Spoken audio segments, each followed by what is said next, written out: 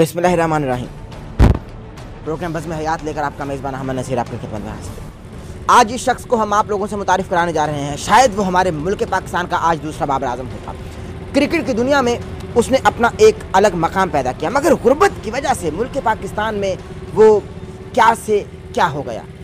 آئیے اس کے گھر چلتے ہیں اور اس کی دکھ بھری داستان سنتے ہیں کہ کس طرح سے وہ گھر سے بے گھر ہو گیا اور کس طرح سے اس نے کرکٹ کلب کی ٹھوکریں کھائیں اور کس طرح سے آج وہ اوندھے منہ گر پڑا اور بمشکل ہولڈر رکشہ چلا کر اپنے بچوں کا پیٹ پال رہا ہے۔ آئیے ہمارے ساتھ۔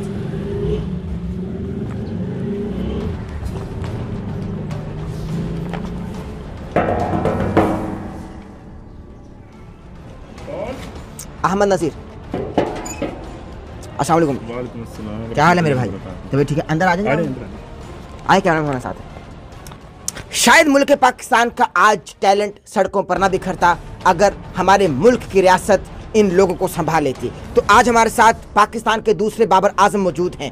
ہماری نظر میں اگر ان لوگوں کی نظر بھی پڑ جاتی جن لوگوں کی نظر آج بابر اعظم پر ہے تو شاید یہ بابر اعظم سے بھی آج اوپر ہوتے۔ ان سے جانتے ہیں کیا ان کی کہانی ہے۔ السلام علیکم جی۔ وعلیکم السلام۔ نام کیا جناب آپ کا؟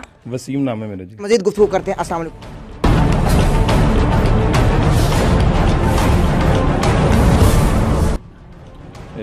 بسم اللہ الرحمن الرحیم، الحمدللہ رب العالمین، شکر اللہ پاک کا کہ 2002 میں میں نے کرکٹ کو سٹارٹ کیا تھا۔ تو 2004 میں آئی تھنک میرے نا ایک دوست تھے میاں تیک الرحمان، انہوں نے مجھے دعوت دی کہ ہارڈ بال کھیلو، کیونکہ ٹینس میں کافی اچھا میرا وہ کیا کہتے ہیں کہ اپنے منہ میاں مٹھو میں نہیں بنوں گا، کافی اچھا میرا ٹیلنٹ تھا۔ تو مجھے آج بھی یاد ہے کہ جو گورنمنٹ ہائی اسکول جڑا والا علاقہ ہے ادھر میں نے سب سے پہلا میچ کھیلا ان کی طرف سے۔ تو میں نے نیچے سے بوٹ بھی نہیں پہنے جسے کہتے ہیں اور ایک ہاتھ سے گلوز پہنا۔ یہ میں یہ تفصیل سے نہیں بتاؤں گا، آپ کو چھاڑ کر بتاؤں گا کہ پہلے میچ میں نے 86 اسکور وہاں پر کیا۔ تو اس کے بعد پھر آہستہ آہستہ 2007 میں نا میں اسلامیہ ہائی اسکول میں چلا گیا 6 میں، تو پھر ادھر بھی سلیکٹ ہو گیا اسلامیہ ہائی اسکول کی ٹیم میں۔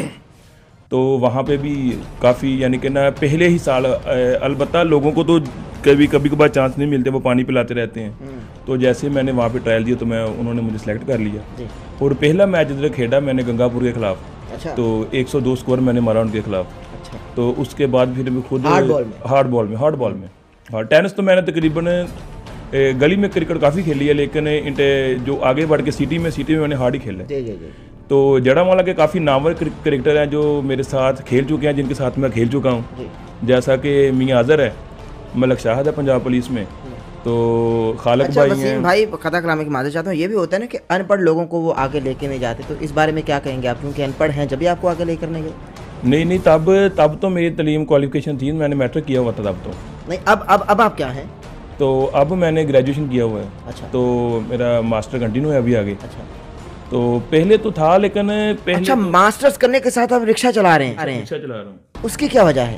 اس کی وجہ یہ ہے کہ 2003 میں کہ 4 میں میرے خیال سے، تو 4 میں میرے والد صاحب وفات پا گئے تھے۔ یہ میرا ایک بھائی تھا بڑا، ناصر باز جاٹ، اسلامیہ اسکول میں ٹیچر ہیں وہ، تو ان کے بھی بچے تھے 3 اور ہم بھی 8 بہن بھائی تھے۔ کیونکہ والد کے وفات پاتے ہی میری والدہ کے جو پینشن کا کچھ معاملہ بن گیا تھا، ریٹائرمنٹ بھی نہیں ملی 3-4 سال، تو میرے بھائی سرکاری اسکول میں پڑھاتے تھے ادھر 59 کا آبے میں، تو 4-4.5 ہزار تنخواہ تھی ان کی، تو 8 بہن بھائی ہم تھے، 9ویں ہماری والدہ تھی، ایک بھائی میرے آرمی میں تھے ادھر۔ تو پھر ان کے لیے آپ خود ہی دیکھیں کہ ان کے لیے ہمیں پالنا کتنا مشکل تھا، لیکن پھر بھی وہ ہمت نہیں ہارے ہم سے۔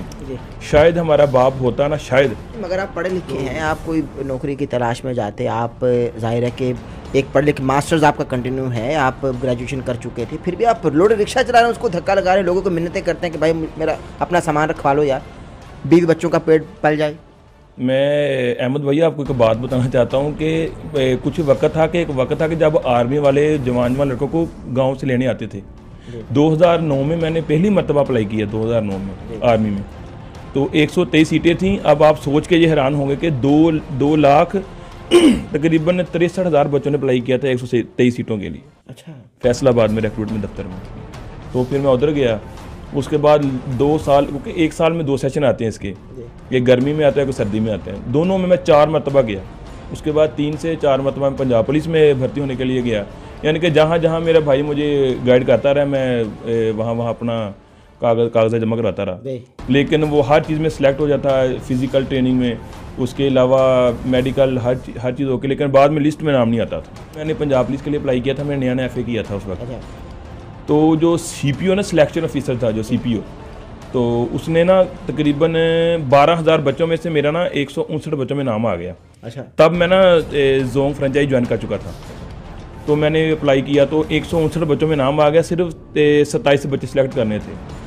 تو اس نے مجھے پوچھا کہ تمہارا نام کیا ہے, تو میں نے پھر آپ اس کو بتایا کہ وسیم اون جعفری میرا نام ہے. اب وہ دیکھیں وسیم اون جعفری کیسے لکھ رہا ہے, وسیم تو لکھ دیا, اون لکھ رہا ہے الف واو نون والی اون.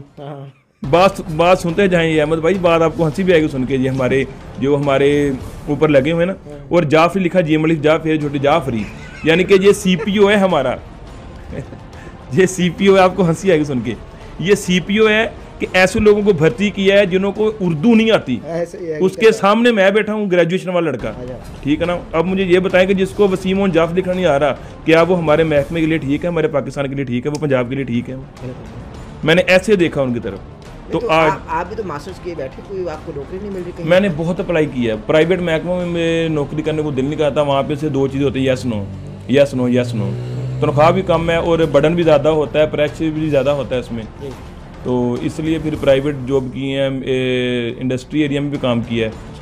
تو لیکن شکر اللہ پاک کا, چلو اللہ جو بھی دے رہا ہے آج. اچھا پھر کرکٹ کی دنیا میں ذرا یہ کھیل کے میدان میں آئیے. کھیل کے میدان سے بھی ذرا ہم کو یہ بتائیے وسیم بھائی کہ آپ پاکستان لیول تک جانا چاہتے تھے, آپ کہاں تک پہنچے کہ آپ کو دھکا دے دیا گیا؟ میں آئی تھنک ڈومیسٹک تک پہنچ گیا تھا. اچھا, تو شاید میں نے سفارش سے نہیں, وداؤٹ سفارش. اچھا, اگر سفارش ہوتی تو شاید آج میں بھی بابر اعظم ہوتا, شاید ڈومیسٹک کھیل رہا ہوتا, یا کسی محکمے نے مجھے لے لیا ہوتا ہے, جیسے واپٹا ہے, پی ڈی سی ایل. اس کے علاوہ لاہور کے اندر کے محمد فیضان, وہ میرے جونیئر رہ چکے ہیں. اچھا, محمد فیضان, راشد بلوچ, دلبر حسین کے ساتھ میں کھیل چکا ہوں. اچھا, آپ سے سوال ہے میرا کہ ڈومیسٹک لیول تک آپ گئے, کس طرح سے آپ کو دھکیل دیا گیا؟ چونکہ جن پلیئرز کے آپ نام لے رہے ہیں اس وقت وہ لاہور کے اندر کا حصہ ہیں, تو آپ حصہ کیوں نہیں, یہ ذرا بتائیے گا. 2012 میں نا جب میں نے ادھر انڈر 17 کے ٹرائل دینے گیا نا جب میں, تو میں سلیکٹ ہو گیا 26 کھلاڑیوں میں. اچھا, 26 کھلاڑیوں میں. تو اس وقت وہاں ٹرائل دینے والا کون تھا؟ شاید کوئی تصدق صاحب نام تھا ان کا. تو ایک ہمارے انٹرنیشنل پلیئر بھی تھے, کوئی وہ ڈومیسٹک لیول پہ کوچنگ بھی کر چکے ہیں, تو مجھے ان کا بھی نام یاد نہیں ہے. تو انہوں نے یعنی کہ مجھے سلیکٹ ہو گیا میں 26 میں.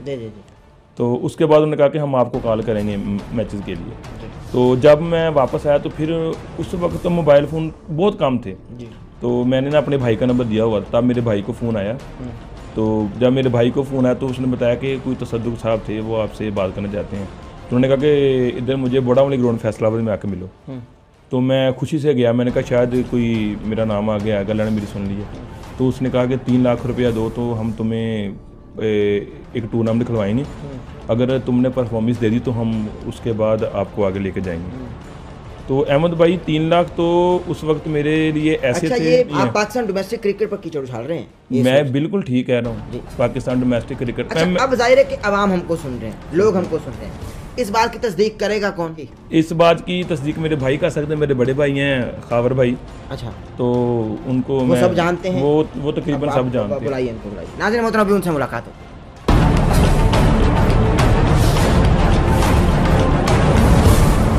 انہیں سے جانتے ہیں کہ کس حد تک ان کی بات میں صداقت ہے. السلام علیکم جی. وعلیکم السلام. کیا نام ہے جناب آپ کا؟ خاور عباس. اس بات میں صداقت ہے, یہ بالکل سچ کہہ رہے ہیں وسیم بھائی. انہوں نے گھر میں بات کی تھی میرے بڑے بھائیوں سے بھی, وہ آپ کو پتہ ہے کہ وہ وقت بھی تھوڑا سا پرانا تھا, اتنے پیسے ہے ہی نہیں تھے. میں تو صرف یہی کہنا چاہتا ہوں کہ پاکستان میں ٹیلنٹ ہے, لیکن صرف پالش کرنے کی ضرورت ہے. اگر کوئی مخیر حضرات اگر اس کے دل میں رحم آتا ہے, میں یہ نہیں کہتا کہ اس کے آئے وہ کیا کہتے ہیں کہ ان کے گھر میں آئے, نہیں, اگر کوئی مخیر حضرات ہے, اگر کسی کے دل میں رحم ہے, چاہتا ہوں کہ میرے بھائی وسیم کو ایک موقع تو ضرور ملنا چاہیے, تاکہ یہ بھی پاکستان کی نمائندگی کریں اور پاکستان کا نام روشن کریں. حکومت وقت سے کوئی اپیل کرنا چاہے, ریاست سے کوئی اپیل کرنا چاہے, یا پاکستان کرکٹ بورڈ سے کوئی اپیل کرنا چاہے تو ذرا بتائیے. میں بس تینوں سے اپیل کرنا چاہوں گا. سب سے پہلے تو میں وزیر اعظم پاکستان عمران خان صاحب سے یہ اپیل کرتا ہوں کہ ڈومیسٹک جو نظام ہے نا ہمارا, اس کو ٹھیک کریں. ٹھیک ہو گیا, کون وہاں پہ, سیدھی سی بات میں کہتا ہوں, کون وہاں پہ رشوت لیتا ہے, کیسے کیسے ٹیلنٹ خراب ہو رہا ہے. جیسے دیکھیں میں آپ کے سامنے بیٹھا ہوں, 27 ایئر میری ہو چکی ہے، ایج ہو چکی ہے کہ میری طرح آپ کوئی ایسے رکشہ نہ چلائے. ٹھیک ہو گیا، میں بات بتا رہا ہوں کہ میری طرح کوئی رکشہ نہ چلائے، نہ کوئی ٹیلنٹ خراب ہو. تو آج جس جگہ پہ میں بیٹھا ہوں اس جگہ پہ کوئی نہ ماسٹر کی ڈگری ہولڈر کوئی رکشہ نہ چلائے. اس کے بعد میں یہ جو ہمارا وزیر اعلیٰ پنجاب ہے ان سے ریکویسٹ کرتا ہوں کہ جو چھوٹے شہر ہیں جیسے جڑاوالا ہے، ابھی تک یہاں پر آپ دیکھیں لاہور قلندر کی 3 پلیئرز ایسے ہیں جو اس وقت پاکستان لیول کو آنے کو تیار ہیں، یعنی کہ ان کو پالش کیا جا رہا ہے. اسی شہر سے ہو کر گئے ہیں، جڑاوالا سے میرے ساتھ کھیلتے رہے ہیں. یہاں پر کوئی کلب نہیں ہے. چلیے مجھے چھوڑیں، اب جو ہمارے جو پیچھے جو ینگسٹر آ رہے ہیں ان کو تو یہ سہولت ملے نا، ان کو یہ فیسلٹی ملے کہ وہ یہاں سے کھیل کر آگے جائیں. یہاں پہ کوئی کلب بھی نہیں. ساتھ تھے وسیم اون جعفری جو پاکستان کے حالات کی نظر ہو گئے. ان کی تمام ڈگریز پاکستان کے حالات کی نظر ہو گئیں. ان کا رکشہ چلانا، سارا دن اپنے لوڈ رکشہ چلا کر اپنے بیوی اور بچوں کا اور اپنی امی کا پیٹ پالنا ان کے لیے خاصا مشکل ہے. جس شخص کے پاس پاکستان میں ماسٹرز کی ڈگری ہے وہ پاکستان میں لوڈر رکشہ چلا کر اپنے گھر کو دھکا لگا رہا ہے، اپنے گھر میں بیوی بچوں اور اپنی ماں کا پیٹ پال رہا ہے. تو کیا یہ ہمارا پاکستان ہے؟ کیا یہ ریاست مدینہ ہے؟ اپنے میزبان احمد نصیر کو اجازت دیجیے. اللہ حافظ.